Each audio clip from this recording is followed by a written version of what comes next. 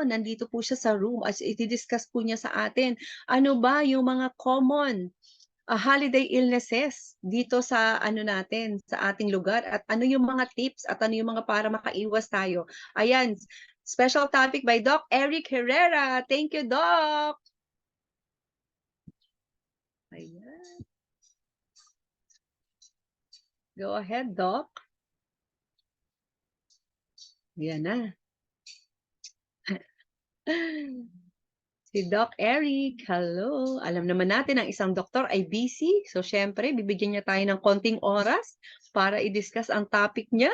Sobrang ano po ito, precious ang kanyang oras. Alam niyo naman. Si At Doc. ngayon, Morning po. ayan, Wait lang po Ayun, ito lang po. okay lang po, okay lang po. Take your time, Doc. Ayan. So, welcome po sa mga first time dito sa room. Sino pa po ang mga first time? Ayan. So, magkita-kita po tayo sa ating 29th year anniversary. Bakit siya spotlightin? Saan pangalan? Wait lang po. Batiin ko pala yung isa din nating first-timer, Geraldine. Hello. Happy birthday, Sia. Geraldine Tambawan. Wait lang po. Asan si Doc? Saan po siya spotlight? Doon sa Doc Ayan. Herrera. Naka-off video pa po. naka-off siya, naka-off video. Okay po. Baka nasa sasakyan pa po. Okay. Okay. Sige, so ano gusto mo? Diretso muna tayo bago si Doc. Papwestuhin muna natin. May announcements pa ba? Ayan, first time guest. Welcome to Lourdes Abar. Ayan na si Doc. Ayan na. Yes, thank you, Doc. Ayan. Good morning po. Welcome sa ating Virtual Nutrition Club. So, ang pag-uusapan po natin ngayon ay common holiday illness. Sige, pa-share lang nung slide. Ayan, thank you.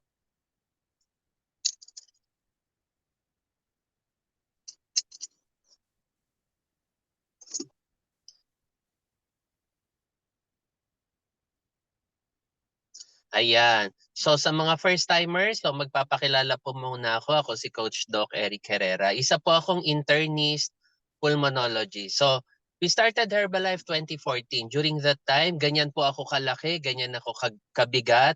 I weigh 209 pounds. So sa ganong weight ko, madali ako napapagod, hinihingal. I feel old for my age. Sabi ko, ayoko ng ganitong pakiramdam.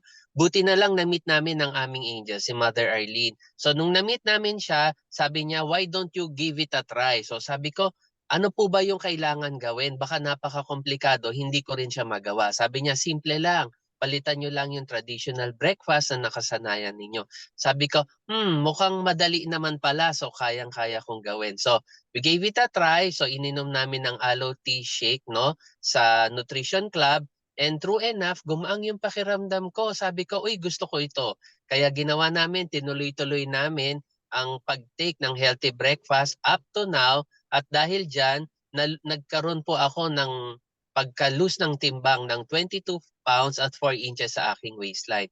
At nung nagkaroon ng ganitong community, kagaya dito sa Virtual Nutrition Club, so sabi ko maganda itong community na to, full of positive people. Ang dami kong natututunan, no? At this stage, ang dami ko pa ring learnings, kaya stick lang po kayo sa amin. At yung upcoming event natin next year, no, na extravaganza na sinasabi nila. So wag nyo pong kakalimutan yon, no? So next year po yon. Sa spectacular next year. Ayan, sige, next slide.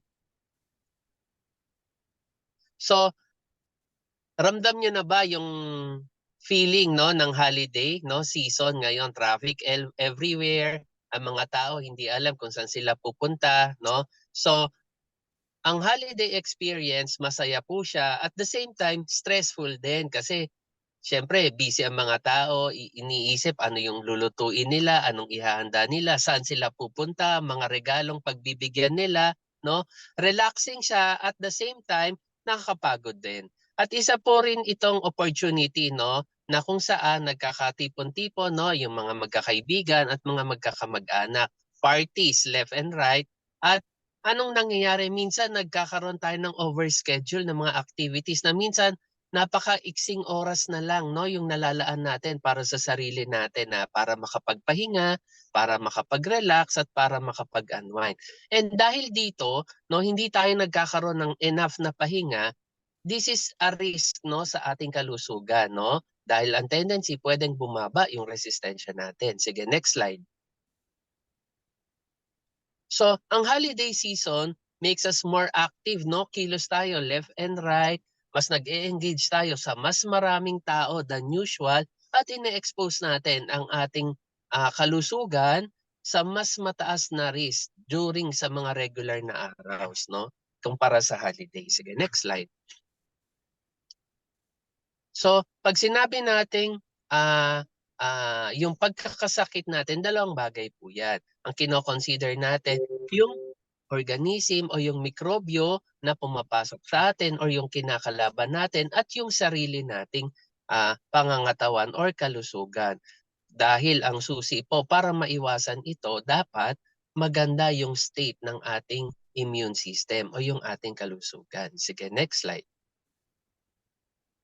Kaya nga po, ano ba yung mga inaasahan natin? So ito na yung mga kalaban. So napapansin niyo siguro during this season, maraming nagkakasipon, no? Bakit? Kasi lumalamig din yung panahon, mas nagdikit-dikit yung mga tao sa mall, no? Dikit-dikit pag may family gatherings, pag may mga Christmas parties. So ang tendency, mas malapit tayo sa isa't isa. Kaya nga po, pag ang isang tao, kung may virus yan o may mikrobyo na bahingan lang tayo, minsan napakadaling dumapo sa akin kasi maiksi lang yung distansya natin sa isa't isa. Sige, next slide. Ano pa? So nandyan din yung tinatawag na flu. So ito yung mas matindi, no? Kasi dito sa flu, nagkakaroon masama na yung pakiramdam mo, wala kang ganang kumain, minsan nasusuka ka. So yung feeling na hindi mo ma-explain, headache, so yan yon yung sinasabi nila flu. Sige, next slide. So minsan, paano natin malalaman? Is it a cold or is it a flu? So yun nga po, kagaya nung nabanggit ko, yung flu, mas matindi po siya. Meron po siyang fever, minsan nagkakaroon ng masakit na katawan, ulo, meron din po siyang sipon, no? Walang ganang kumain. So yun, so parang lahat masakit, no, sa flu. So mas matindi siya na na na sakit, kung kaya mas mahaba-haba rin minsan na pagpasakit sa atin, kaya mas mahaba rin na pahinga yung kailangan niya. Sige, next slide. So ano pang pwede yan? Uso din dito. Ang ubo, left and right na ubo. Pwedeng dahil sa virus, sa bakterya, o pwede dahil sumpong ng hika. So pwede rin po yun. Ubo ang simulang presentation yan. Ano pang na-encounter natin? Next slide. So, minsan sore throat kasi 'di ba nagkalat din ng matatamis, no? Alam nyo, pagkakakain natin ng matamis, paborito po paborito po siyang ah, environment ng mga mikrobyo, no? Yung mga Streptococcus. Kaya minsan, ayan, bigla kung naparami yung kain, the following day, ayan, sumasakit yung lalamunan natin. Sige, next slide. Ano pang meron? Ayan, dahil left and right ang parties na na-attenan natin, so pwedeng sumakit ang tiyan kasi ang daming nakain, pwede tayong ma-empacho, that's one possibility. Pwede rin dahil sa sobrang tira, no, ang daming natira, nang hinayang tayo, kinain natin. So yung mga leftover foods na nag-spoil na, no, na lumampas na doon sa golden period para siya consumable pa. So minsan hindi natin na pinamamahayan na siya, nagsisimula ng dumami yung mikrobyo at nakain natin. So kaya mag-ingat po tayo sa pagkain ng mga leftover at yung mga matagal na, yung umaga pa lang tapos hanggang hapon, no, dinat na natin. So mag-ingat po tayo diyan. Sige, next slide. Ano pa? Yan, left and right din, parties, no? Hindi tayo nakakatulog ng maayos, medyo masesebo, mamantika yung kinakain natin. So ang mga matataas ang BP, lalong tumataas. Kaya nga po, mahalaga, monitor your blood pressure dahil during this holiday season, ang maraming nagkakaroon ng na-emergency room dahil biglang nagsushoot up ang kanilang blood pressure. Sige, next slide. Ano pa? Yon, hindi natin masala yung mga mapagkain na matataas ang uric acid. Kaya yung mga may gout attack, ayan, minsan nandyan. Sumpong-sumpong, hindi nila na-enjoy dahil dyan, no? Mga mani, mga laman loob, no? Red meat lalo na. Sige, next slide. So, Kaya nga po, alam natin this is the holiday season pero wag natin pong gawing dahilan ito para hindi tayo maging healthy. Kasi kahit holiday, we can practice, no? We can enjoy a healthy life. We just have to make the right decision. We have to choose wisely yung mga food na kakainin natin. So kumbaga, wag sobra-sobra, no? Na parang wala nang bukas. Sige, next slide. So we can still enjoy the holiday season without stressing our body too much. Tandaan po natin, no, that the true meaning of the season ay wala po yan dun sa celebration. Nasa mga puso po natin yan, no? Sa pag-uugali natin. Next slide. So wala po yan sa padamihan ng handaan at sa padamihan ng kain. So tandaan natin, during this holiday, saan ba natin gusto mag-celebrate? Gusto ba natin mag-celebrate sa ospital, sa emergency room, o nag-e-enjoy tayo sa bahay kasama yung mga mahal natin sa buhay? Kaya nga, during this time, let's be a choosy eater din when it comes to healthy foods. No, wag basta-basta na sandamakmak na oily, na maalat, no? Kasi alam naman natin, no, kung ano yung mga pwede nating kainin at yung hinay-hinay lang. Sige, next slide. So, during this holiday, don't gain too much weight. Avoid, paano? Avoid too much sweet, salty, and oily foods. Kung naparami ng konti, tandaan natin, walang makakatalo sa wonder ng water. So, hydrate po tayo. No? Sige, next slide. And syempre, no, nandyan yung katulong natin. Let's equip our body with the gift of good nutrition. Huwag nating kakalimutan na porket holiday, nakalimutan na natin, healthy breakfast nga pala, no? No, the more na kailangan natin, no?